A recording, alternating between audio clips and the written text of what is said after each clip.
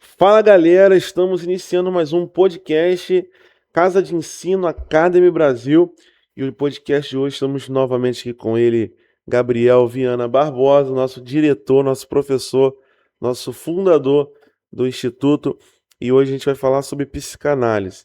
Dentre tantos cursos e formações que tem na Casa de Ensino, o carro-chefe talvez hoje, né, como já é a sua especialidade, né, uma das principais, não que tenha a principal, mas você Sim, domina muito bem e parabéns por isso, a psicanálise, né?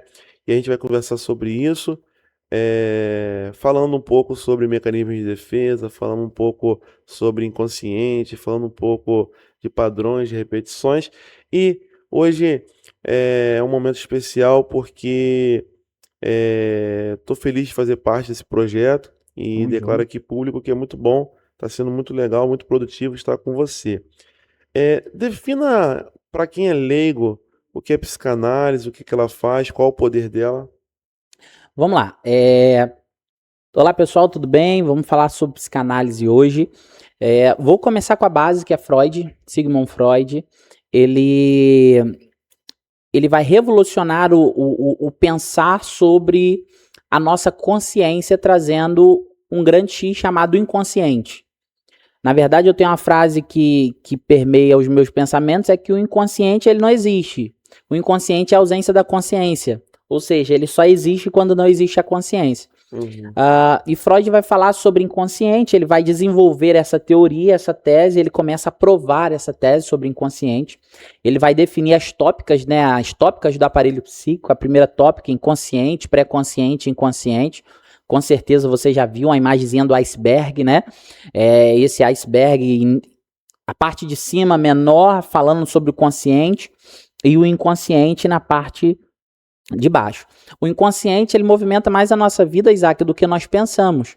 Porque a maioria das nossas decisões não são escolhas conscientes, são escolhas inconscientes de padrões antigos que a nossa psique insiste em nos tornar voltar àquele lugar novamente. Então, o nosso inconsciente ele governa tudo e Freud começa a provar isso. Freud começa a provar isso nas pulsões, Freud começa a provar isso na questão do complexo de Édipo, nas fases oral, anal, fálica, latência, até chegar na castração. Ele vai provando isso durante sua teoria inteira, falando sobre neurose, psicose, perversão, entre outras coisas. Então, assim, a base de Freud é o inconsciente, a base de Freud as fases psicossexuais, a base de Freud é o desejo, a base de Freud é a criança. Ele começa a investigar a criança não como aquele ser puro e angelical. Ele começa a identificar a criança como um depositário de desejos sexuais, libido, pulsões, instintos, Sim. entre outras coisas. Então a psicanálise ela é um ramo da psique que estuda uma causa mais profunda, como eu posso se dizer. Eu costumo dar exemplo, Isaac, para diferenciar psicanálise, psicologia e psiquiatria, que o pessoal sempre pergunta. Eu falo o seguinte: imagina uma árvore. A árvore tem galhos, tem folha, tem o tronco e tem as raízes. A psicologia ela vai tratar dos galhos, das folhas, dos frutos, é o comportamental, o agora, o momento. A psiquiatria vai tratar do seu caule, da sua sustentação, vai tratar da forma medicamentosa, e a psicanálise vai tratar da raiz. Enquanto a psicologia trata de 10 anos atrás, a psicanálise trata quando você tinha 10 anos de idade. A psicanálise trata da vida intrauterina, desde a fecundação do esperma no óvulo. Então, assim, a psicanálise ela trata o profundo, não que as outras não tratem, porque também nós temos que parar com isso, essa briga entre psicologia, psicanálise, psiquiatria. Nós lutamos por um propósito, igual uma frase que eu amo muito da psicanálise, que é: domine todas as técnicas, saiba todas as teorias, mas quando for tocar uma alma humana, seja apenas outra alma humana. Então nós estamos num propósito, porém cada um na sua especificação. Então o psicólogo trata da folha, do fruto, da árvore, o psiquiatra trata do caule, e nós psicanalistas tratamos da raiz dos problemas lá do passado. Uau. Eu ia bolar uma pergunta aqui, mas eu pensei nesse martelo do Thor aqui, gente, vocês estão vendo aí. E você conhece a história do Thor, Sim, né? sim. Você vai ver que a história dele acontece alguns fatos de um filho adotivo, né, Uhum. Loki, Um pai que é um rei, um deus, Thor que é um mimado. Isso na vida humana, os filmes e as séries retratam muito, Retratam. né? Esse Loki que se sente rejeitado, né? Porque quando descobre ali as coisas, na vida normal, né? Normal que eu digo assim, real, né? Melhor dizendo. Isso pode acontecer, coisas do tipo de rejeição. O que eu vivo hoje pode Uhum. ser coisas do meu passado? Como é que a psicanálise enxerga isso aí? Então, aí vamos entrar na história de Thor. Vamos Thor é lá. um filho de Odin, né? O pai de todos os deuses.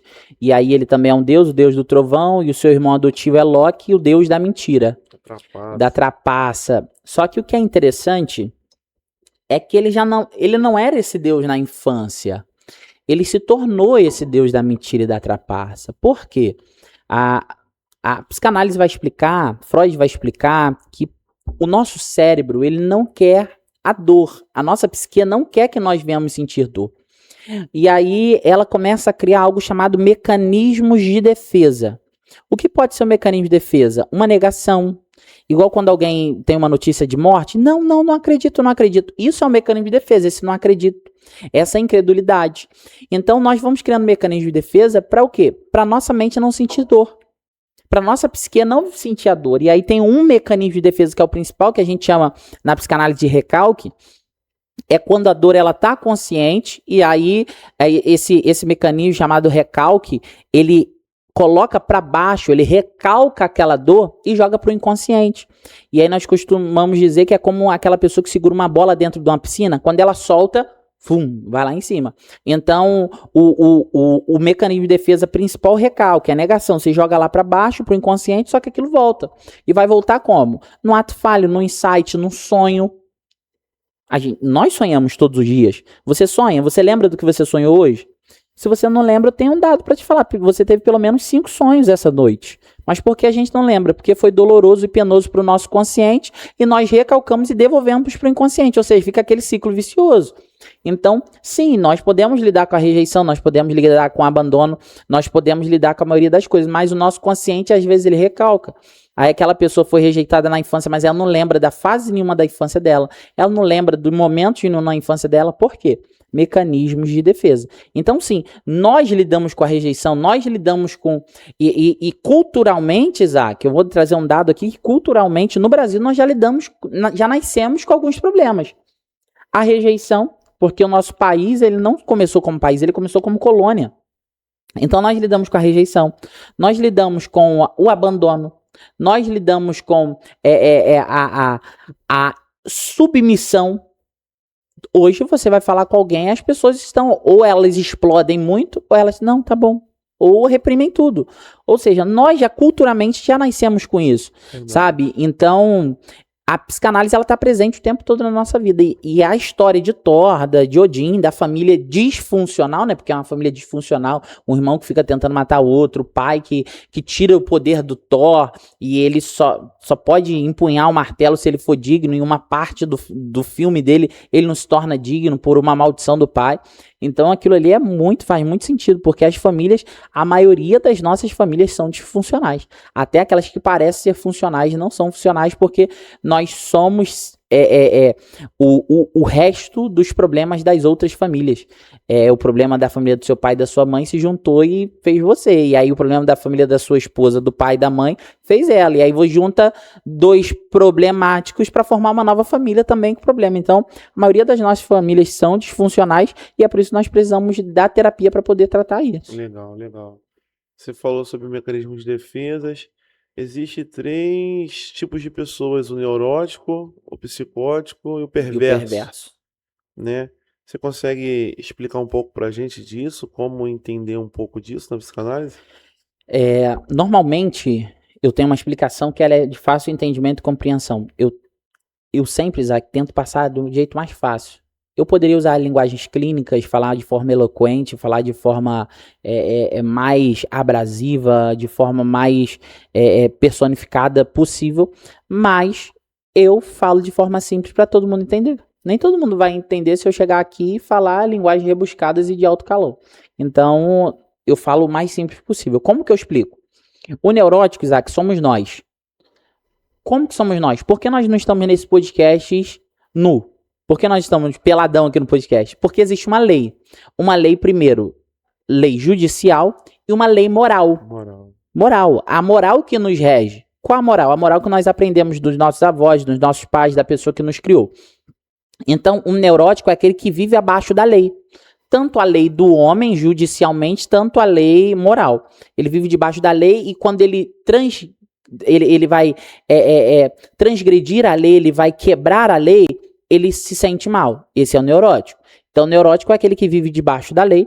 O psicótico somos nós, o exemplo nosso. O psicótico é aquele que não cumpre a lei porque ele não sabe da lei. Ele vive no mundo paralelo. Um exemplo do psicótico são os esquizofrênicos. Eles vivem no mundo paralelo.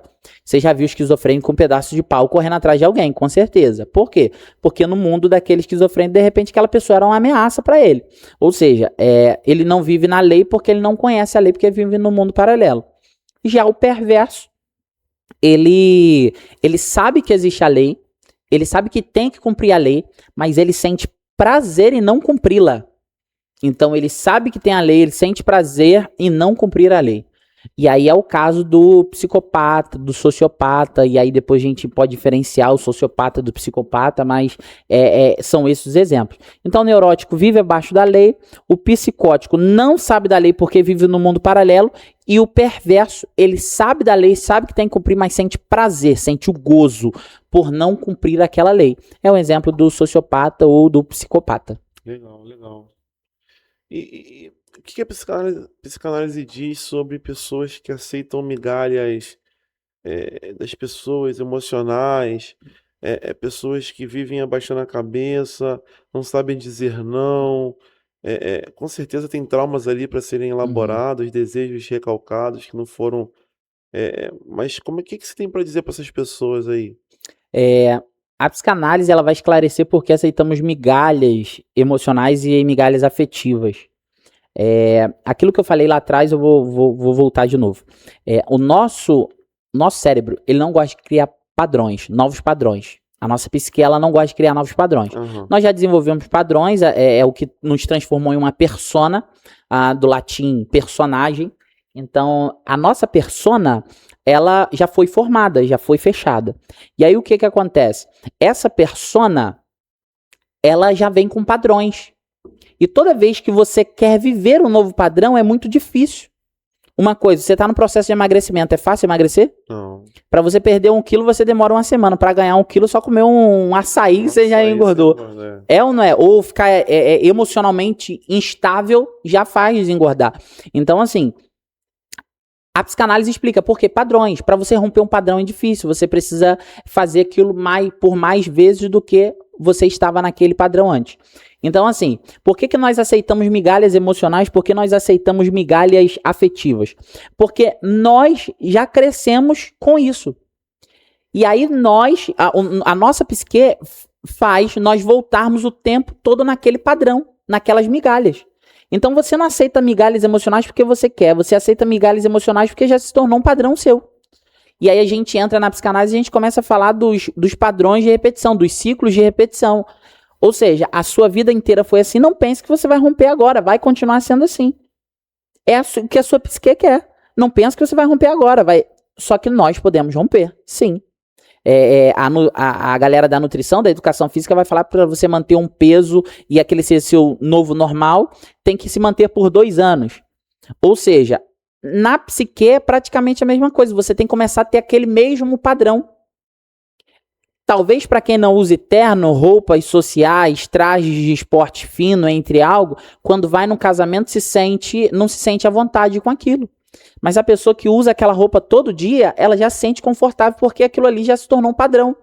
Ou seja, nós aceitamos migalhas emocionais, migalhas afetivas porque já se tornou um padrão para nós. E nós precisamos romper esse padrão. Uau. Explicação muito, muito concisa. Isso tem a ver também com pessoas que repetem mesmo relacionamento, tem gente que fala, né? Eu atendo, a gente sempre atende, pessoas, sempre atrai o narcisista, sempre atrai, enfim. Tem o dedo podre. Tem o dedo podre. Aham. E fala pra gente, isso também tem a ver com padrão de repetição? Será que essa mulher ou esse homem tá buscando uma mãe ou um pai que não deu atenção ou que foi, tem a ver sobre isso? Pô, lá no complexo de Édipo, nós vamos entender o seguinte: se a castração ela for feita da melhor forma possível, castração psíquica, tá? Não castração no seu grosso modo de falar, a menina vai procurar um homem parecido com o seu pai e o menino vai procurar uma mulher parecida com a sua mãe para se relacionar. O menino a busca pelo falo, a menina busca por um bebê, uma criança do seu pai. Não podendo cumprir esse amor incestuoso, vai em busca de um outro rapaz que tem algumas características, seja físicas, psíquicas ou emocionais do seu pai, e o menino a mesma coisa, só que da sua mãe. Então, assim, a mulher que ela. Ah, eu tenho o dedo podre. Ela pode estar repetindo dois padrões. Ou a busca por algo que é parecido, ou a busca por algo que é completamente o contrário. Diferente. Por quê? Nessa fase do complexo de Édipo, ela pode dizer o seguinte: não, eu quero alguém parecido com meu pai, ou ela pode falar assim: eu sei o exemplo negativo de não seguir, então não quero igual ao meu pai. E aí busca o outro lado e acaba entrando numa cilada. Então não é dedo podre, não é não saber escolher, é exatamente os padrões de repetição. O seu psique não quer que você rompa, você viva algo novo, ele quer que você volte para os padrões. Imagina só, a sua vida inteira naquele padrão, hoje você quer romper. É muito difícil, mas não é impossível. Então, assim, não é sobre dedo podre, não é sobre relacionamento, é sobre padrões, é sobre inconsciente. E é isso que na terapia nós trabalhamos, para não ficar repetindo esses padrões, porque senão a vida entra naquele ciclo vicioso. Exato. Repete padrão, sai do padrão, repete padrão, sai do padrão, entre outras coisas. Entendeu? Mas tem sim, tem tudo a ver e não é sobre dedo podre, sobre escolha imperfeita, mas é sobre ciclos de repetição, ciclos que já são familiares. Pô, legal. Eu, por exemplo, em análise, eu tava descobrindo e vendo algumas coisas sobre mim e eu passei uma crise financeira. Meu pai passou uma crise financeira muito grande, minha família, minha mãe. E quando eu tive. Minha esposa descobriu a gravidez, eu desenvolvi um quadro de transtorno de ansiedade generalizado. Uhum.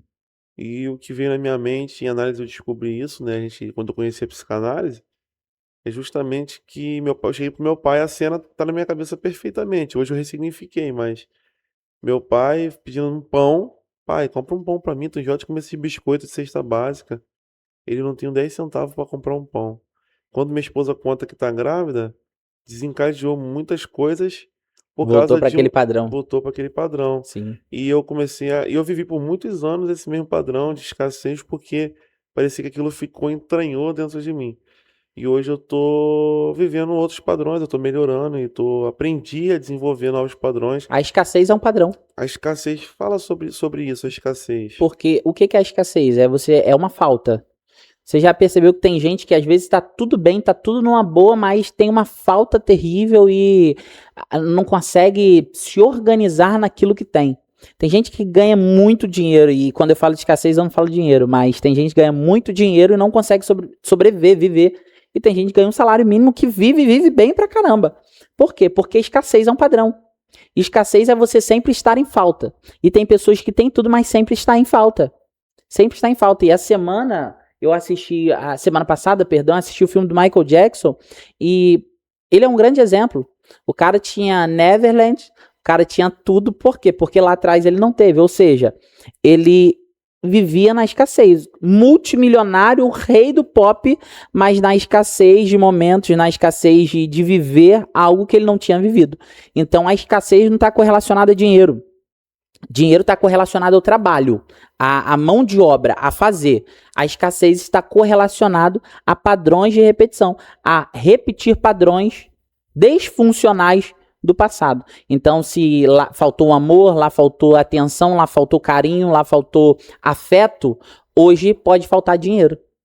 E por que falta dinheiro? Porque eu tenho que ter uma falta. A minha psique, o meu cérebro sempre vai me levar para uma falta. E eu sempre vou andar nessa falta. Seja de qualquer coisa. Quando tá tudo bem, eu falo, eita, tem alguma coisa que tá errado. Não, errado é estar errado e não estar certo. Não necessariamente precisa ser. É que as pessoas acham que o padrão, né?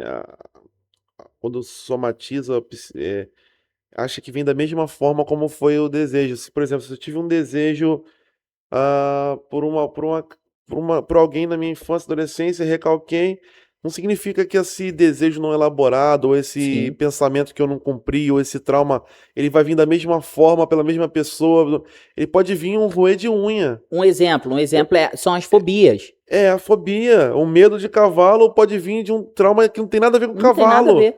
né? Mas é o que a psicanálise a gente chama de objetificação. O que que é objetificação? Exato. É você transformar no objeto uma dor que é inconsciente. Isso. Exemplo, eu tenho uma fobia dentro de mim. Só que você já se sentiu mal? É gostoso se sentir mal? Aquele dia que você tá mal? É bom? Não, não é. Ou seja, então eu tenho que tirar do meu inconsciente pra eu não ficar mal. Por quê? Se eu vou tomar banho, eu tô. Se eu vou me alimentar, eu estou. Se eu estou em casa, eu estou. Se eu tô Aí no meu busca uma trabalho, eu tô. forma de satisfazer Aí eu aquele busco uma. desejo. Isso, eu busco uma forma de tirar de mim. E aí, como que eu tiro? Objetificando, transformando e colocando em objeto. O exemplo é a criança que às vezes quer até fazer um mal para o pai e não pode, porque ele é neurótico, ele está debaixo de uma lei moral, Sim. ele não faz, mas ele criou muita raiva, ele tem trauma que o pai agredia ele, e ele nunca revidou, só que esse trauma que não foi elaborado na infância de um Sim. filho que era agredido, ele pode se manifestar hoje com medo, alguma coisa que Uma não tem nada a ver fobia. com agressividade. É. Um medo de De um elevador, sapo, um ou medo de um sapo, de um medo roscura. de uma roscura. Sim. Aí ele está satisfazendo o desejo de uma criança reprimida, de um desejo que era falar, era debater e não debateu.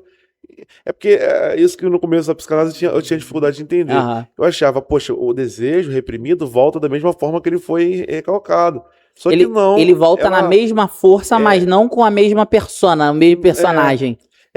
Eu esqueci o nome exato, mas ela faz isso que você falou, Objetificar. objetificar, né? Ela, como no sonho também, quando a gente sonha, não vem da forma que é, né? Censura, né? Sim, sem Existe a censura. censura, né?